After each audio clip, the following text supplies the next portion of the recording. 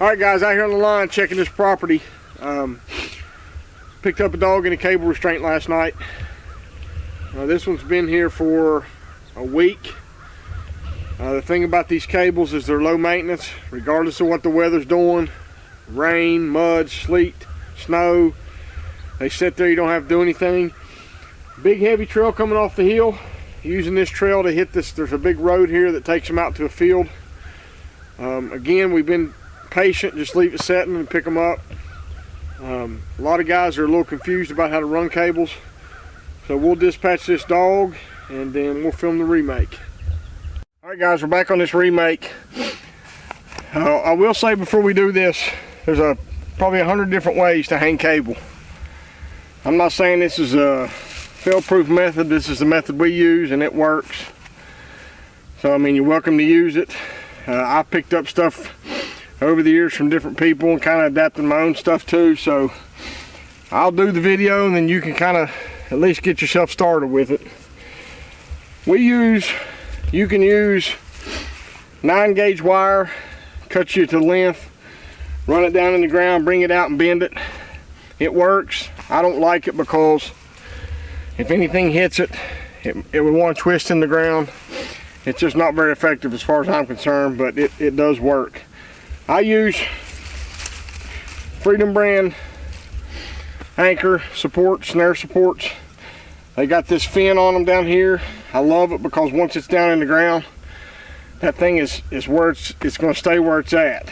So this one comes with 9-gauge. They make them with 11-gauge wire. They make them, this one's 24 inches. I think they make a 30-inch deal. I really like them and use them a lot. If you can push them in the ground, if the ground's good, that's all you need to do. Sometimes you got to take your hammer and hit that fin. And then you got your support coming out. The cable we use, we're in West Virginia. We can't use locks that don't relax. I'm not a huge fan of these reverse bend washer locks because they're big, but they're legal here, so I use them. I like the poly whammy. Every cable has some type of hanger system. There's also a wire whammy. I don't like those very much. I like the poly. Some guys just use black tape. That works as well. So I'm anchored back here. I've already drove the anchor in the ground. It's just basically on the end of the cable with a swivel. And so what I do, I don't know if she's going to be able to do it in the video, but there's a heavy trail coming off. We showed it where we caught the dog. It's a game trail. I set my support back far enough to where when I hang my cable, it's going to be right in that trail. So what you want to do is you want to take your whammy, regardless of what kind of whammy it is, and you want to get it back here on your cable, get an idea of about how far or how big that cable needs to be.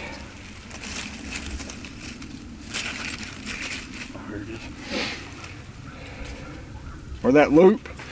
Now here's the thing about loops. Everybody gets all tore to the floor over this loop sizes. I like 10-inch loop, 10 inches off the ground for a coyote. Here's the thing about a coyote. Nobody can know for sure when that thing comes down that trail if his nose is going to be on the ground or if his head's going to be up on a swivel. I run 10 and 10. 8 out of 10 times it picks them up. Every now and then you'll have a fired snare. I mean, some guys run 12 and 12, some guys run. The one thing I will say is if you get too big of a loop, and of course the snow will tell the tale, people don't believe it, but that coyote will literally go through that hole. 10 and 10 seems to be really good for us, so that's what we run. So then I take my whammy, I run my lock up close to where my whammy is. Well, let's do this first. Coming out of the ground, I like to wrap the support with the cable, and I'll show you why. Just like that. And then I run my whammy up on that 9-gauge. And here's where a lot of guys kind of mess up. They think you have to stop and not run that whammy plumb through that, or that 9-gauge wire plumb through that whammy. All that whammy is doing is holding that thing up. If you barely stick it in there wind gonna blow, big heavy snows will pull it over. Animals that come through and hit it will make the snare fire or make it fall down. I like to run mine through and then run the lock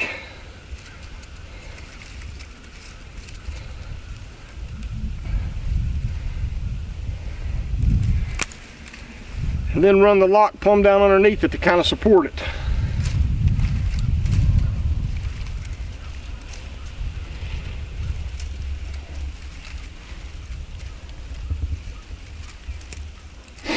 And that's about all I'm going to do to that. That's about 8 inches, 10 inches off the ground right there with a 10-inch loop. And then what I like to do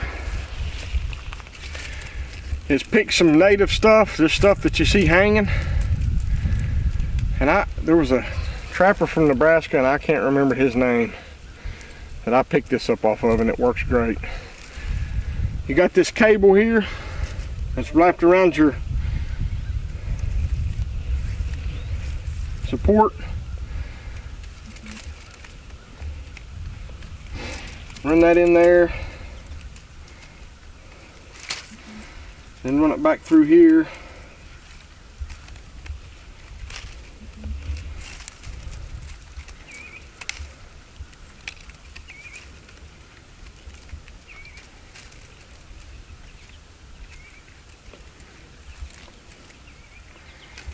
Shove that down there and then put that up there on that.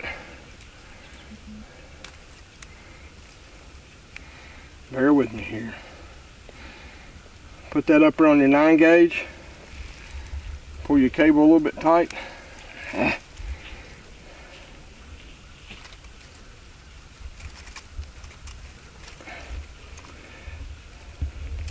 There we go. Now what that does is it kind of breaks up the silhouette of this. Of course, we're going to block it a little bit more. But when that coyote comes down through here, if he does have his head up, just something up in his face will make him want to dip his head. Not going to be fail proof, it's not going to work every time, but if you put something up eye level right in front of them, it's going to make them want to duck that head. And the only other thing I do is just take a couple small things. And the reason I do it is because that lock, I hate those big locks, but we have to use them here.